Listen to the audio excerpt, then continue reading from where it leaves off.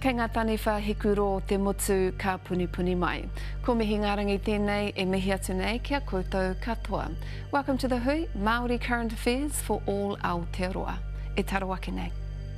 Why are so many whānau struggling to keep their kids in school? At the end of the day, you can have 60 referrals on your dashboard and not one of them is an easy fix.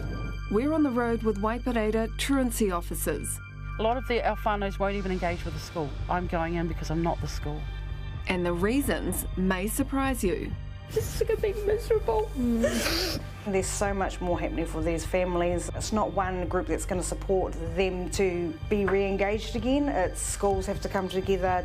Then we speak to the Minister for Social Development, Carmel Sepuloni.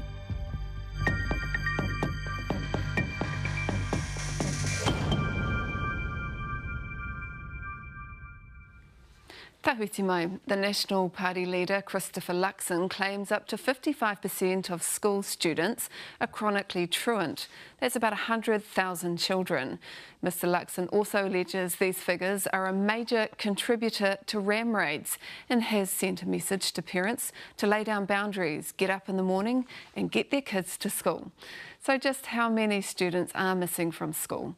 Are their parents really just sleeping in? We wanted to find out, so the Hui went door to door with a Waipareira Trust truancy officer to see for ourselves.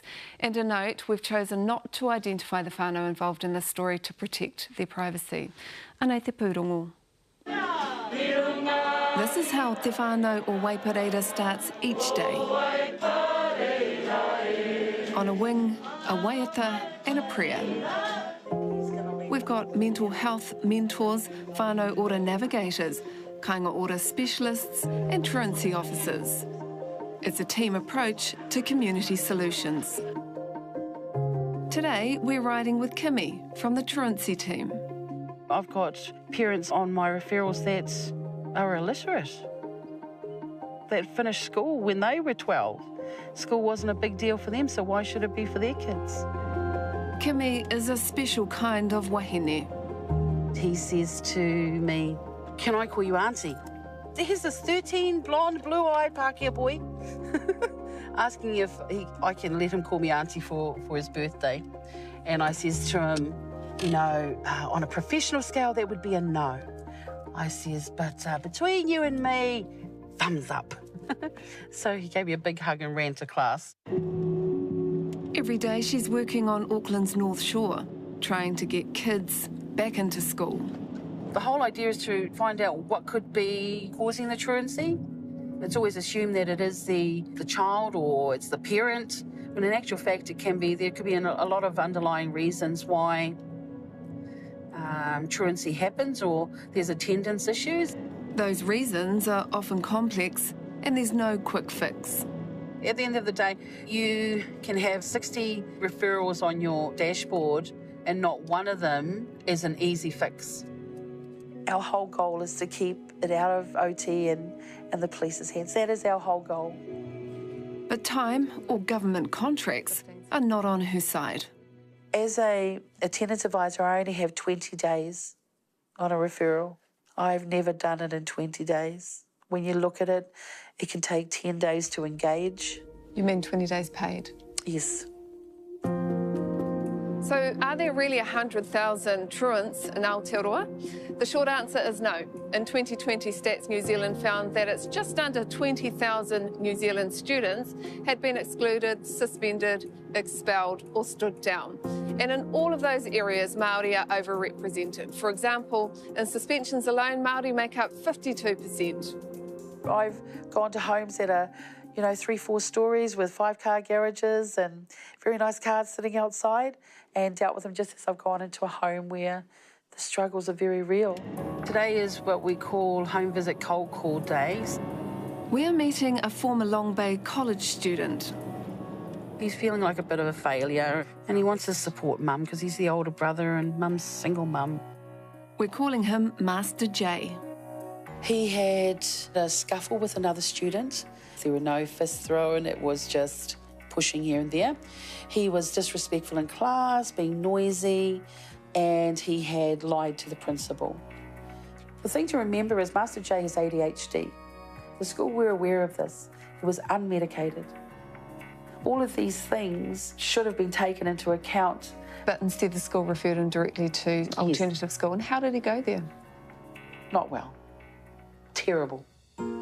So what did he do? What got him into trouble at alternative school and what was the reason? Well, it happened from day one. He arrived at school with a knife, a weapon in his bag, and it sort of went downhill from there. Why did he do that? What did he say to you? He was scared. He was scared.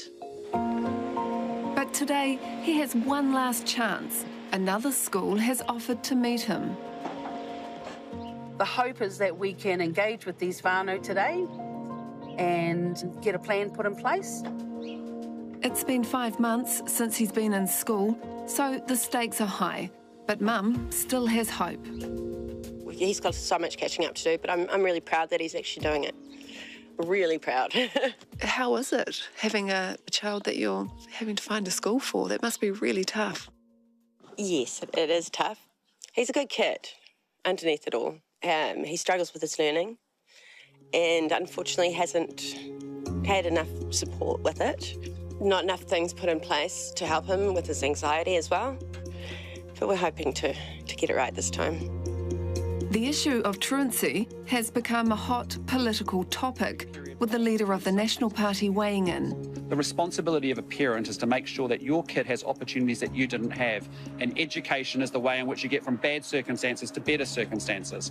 And so we're asking for just enforce some consequences and actually make sure you know where your young person is and that you're actually getting them to school. You know, that's a responsibility of a parent. You chose to have the children. You need to be able to make sure that you get them to school. But for some parents, it's not that simple. Down the road, we visit Miss G's house, and Mum invites us into a cold, damp kainga-ora home. Look up here, love. This is because the roof leaks. Oh, it's shocking. I'm just sick of being miserable. We're going to get through this, Taylor. So like I said, we've got the right person, all right? So now, you know, Te Whānau Waipareira is going to follow it up. So I did that referral. Yeah. And they're just going to follow it through now. Yeah. I'll take some pictures to show them that there's been no change. Today, it's not just Miss G that's absent from school. All 4 siblings have been homesick for 2 weeks. It's heartbreaking to see the kids still having to stay home and you guys still living in your lounge. Yeah, and we're getting frustrated, love, because we're so squashed in here. We're feeling claustrophobic.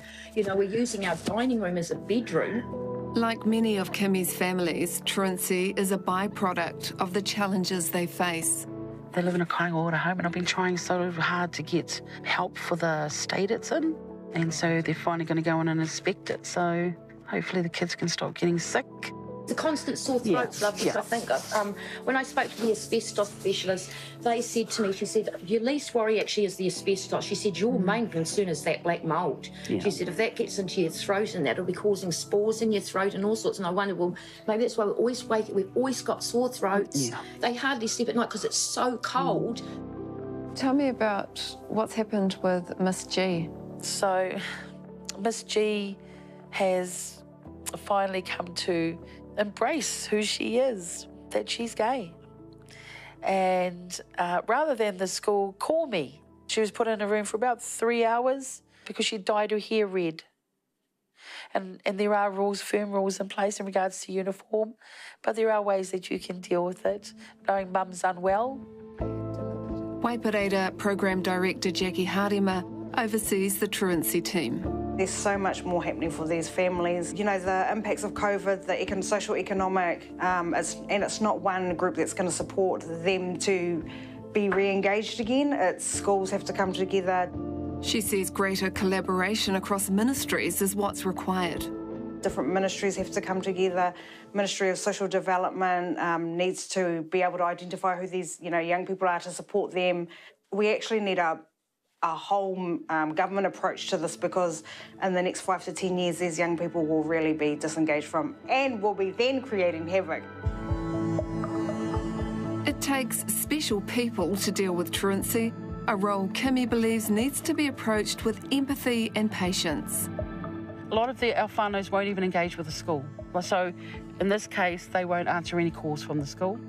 any emails from the school. So my hope is that I'm going in because I'm not the school, and see that use me to help you for a better path forward. So yeah.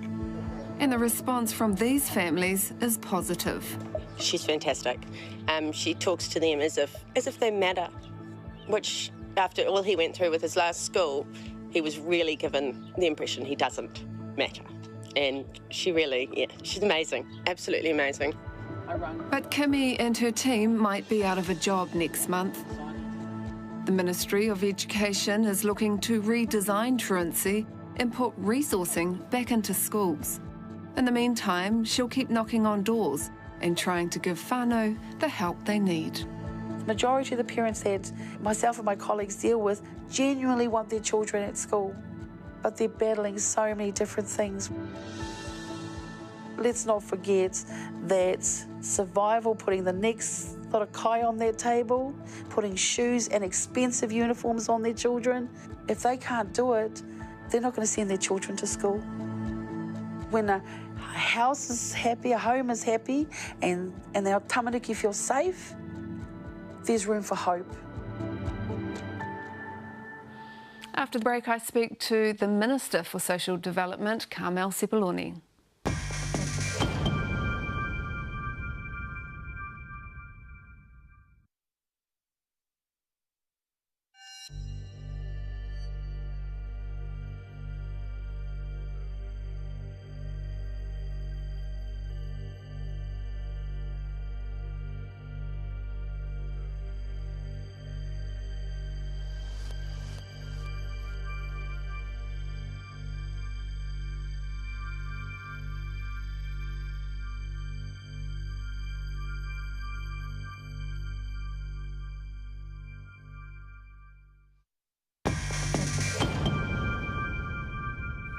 Auraki mai anō. Here now to discuss the latest in the social development portfolio, including emergency housing. I'm joined by its Minister, Carmel Sepuloni. Tēnā koe. Tēnā koe. Just after the weekend, what's your take on the local government election results? Some surprises, some disappointments. It is what it is, and now, I'm sure that they're all going to be focused on getting on and doing the job. Do you think the party got behind the likes of Efesel Collins and the other Labour-endorsed candidates enough? Oh, we certainly did, and I think we saw some really good results, but obviously some really disappointing ones, including Efesel not winning the mayoralty. We just watched the story on truancy, and I wondered if we could just pause on that.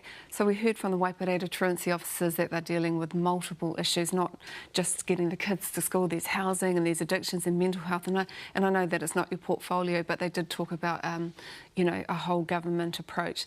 How is MSD working with the other providers, to deal with truants and their families? In a range of different ways. It is cross-agency because, as you said, many of the kids that are truant from school are faced with other social issues within the home, and so there are often a range of government agencies and social service providers that are working with the whānau to try and resolve some of those issues. Yeah, does it make sense, for your agency to know which families are dealing with these issues as well? Oh, it doesn't, and many of the times they do know, but I also need to acknowledge the schools, many of them working hard with these whānau too.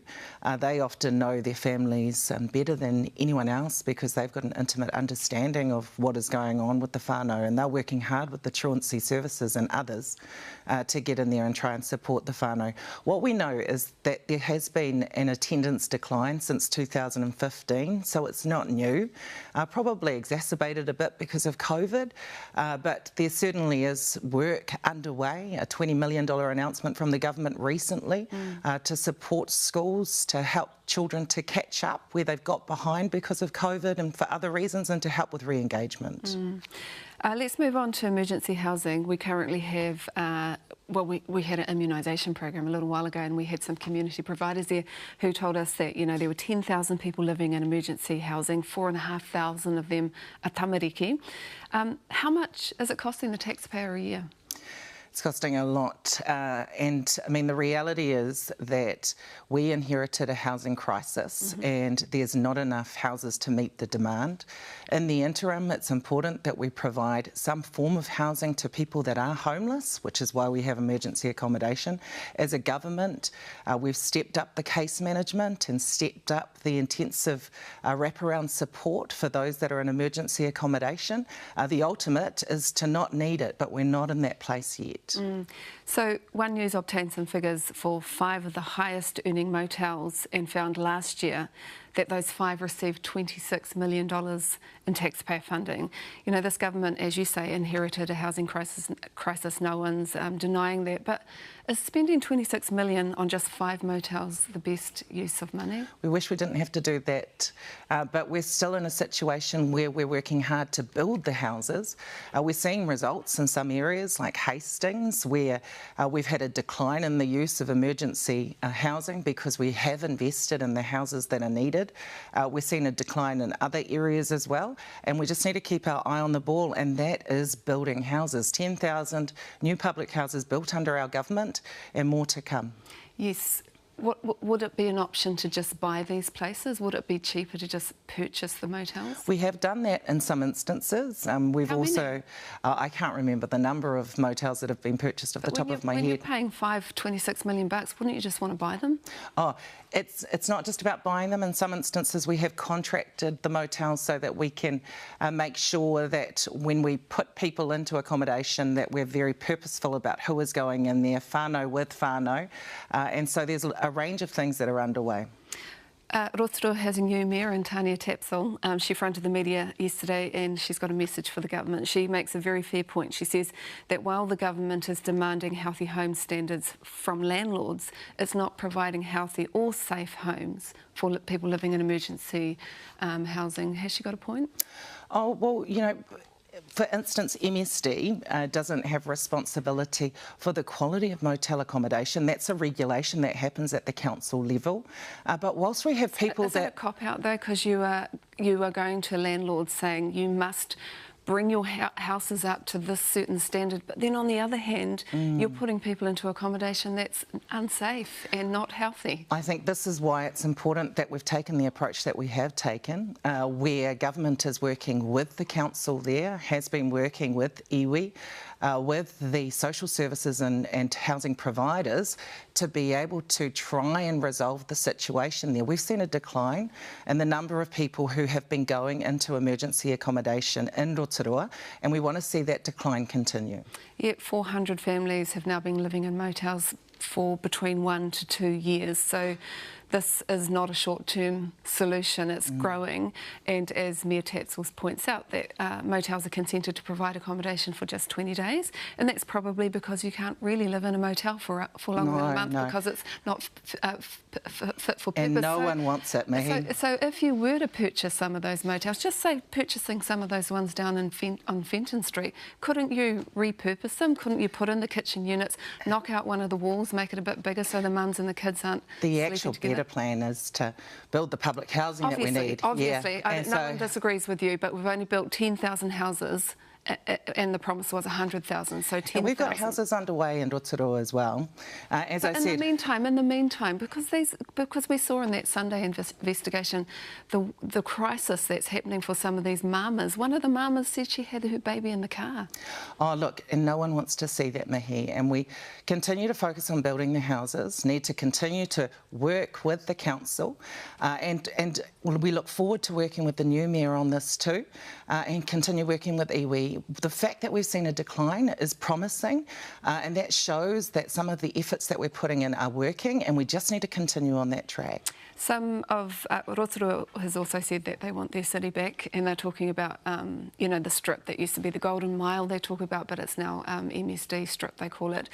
Is there is it better to space out emergency housing so that it's not just centred in one place? I think that's a good point, and that's one of the conversations that's being had with council and with others. Are there other motels that would be more suitable that perhaps aren't on that strip? And that's one of the discussions that's being had. Because in Rotorua you've got 1.5% of the population yet they have 10% of emergency housing, and it feels a bit unfair. I wondered, is there an opportunity to put some emergency housing into the motels in St Heliers or Oriental Bay? Or I think if we look at Rotorua, we do need to keep in mind this too, Mihi, is that the houses haven't been built. The population has increased by about 9,000 people, I think, since 2013. When we came into government, there were 144 or 44 fewer public houses than what there was when they had started out. And Absolutely. So we've got to focus on building. I've seen the build that's going on around the country, even in West Auckland. You know, I've been to openings recently where whānau will actually have secure, stable housing, and that's a work in progress, and that's what we need to do. Yep, the key is building houses. Let's talk about your portfolio and benefits, because when I think you came on here and you announced the first sanction that was to be dropped, and that's when mums had to name the fathers of their children, and that went under you, and you committed to dropping many more sanctions. So where are you at now? How many? So we did repeal Section 192. We also then went on to get rid of the subsequent child policy. That Section 192 affected like 24,000 children. I think over 40,000 for the subsequent child policy. So those are two of the sanctions that have gone under us. And then there's other work underway. There's been benefit increases. We're in the process of child support pass on to people that are on the sole parent benefit. There's the Working for Families review. There's the childcare assistance review. There's a lot happening, and there's a lot that's been done, but we'll never resolve from the fact that there's more to do. There was there was some optimism on Friday when you and the Prime Minister announced that I think it was the poverty report, and there was less people living in hardship. Do you think that's, to do with the sanctions and the benefits? That's certainly part of it, but at the same time, it is things like lifting the minimum wage as well. It also is things like food in schools, period products. All of those things make a difference to child poverty numbers and hardship realities for people in Aotearoa. I just want to touch on your portfolio, Arts, Culture and Heritage. I want to understand why funding for Te Matatini, the Māori performing arts, hasn't changed drastically under your government, despite the overwhelming evidence. So 2.9 million goes to Matatini, compared with 8.1 for the ballet and 19.7 million for the orchestra. Why is that?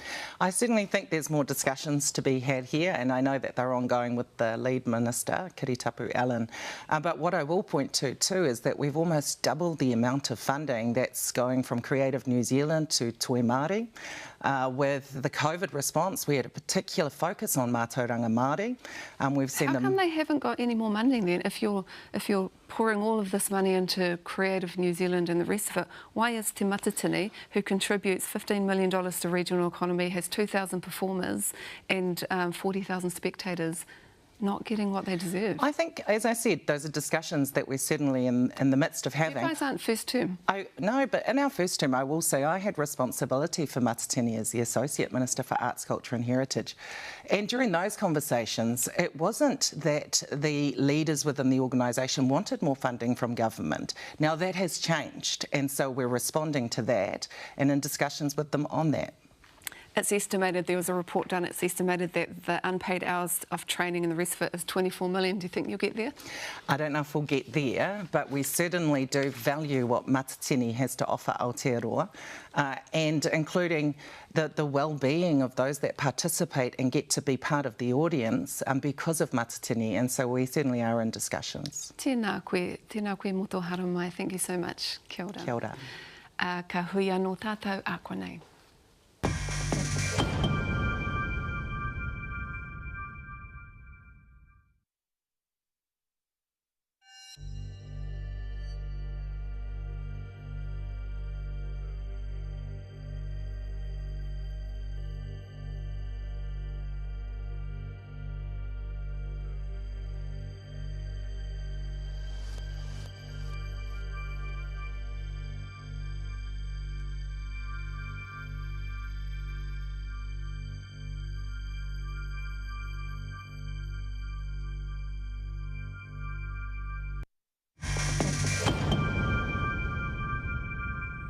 Araki mai anō. Hei whakakapi I tā tātou hui, anei te tihi waiata, hei ki naki I ngā kaupapa. We leave you tonight with the remake of the classic Moana Maniapoto and the Tribe Anthem, A E I O U, remix by Tikitane, and featuring Ria Hall, Shay Milne, Masbo Q and Georgia Lyons. No hora mai rā.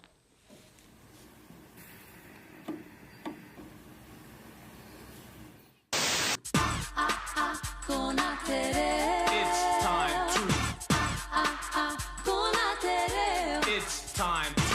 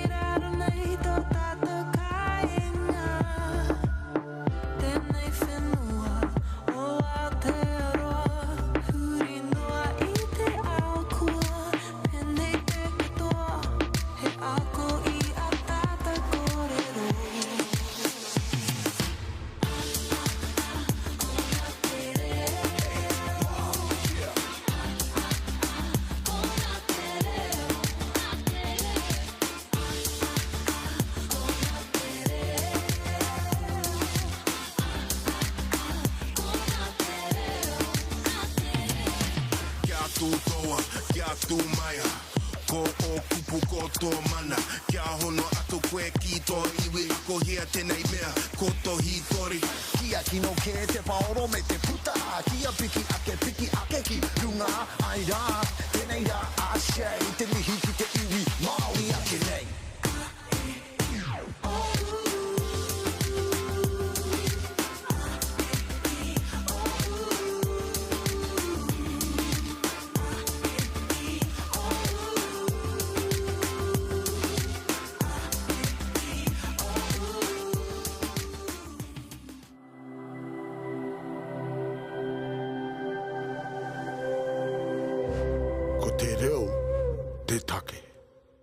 Nā te puna whakatongarewa te hui I tautoko.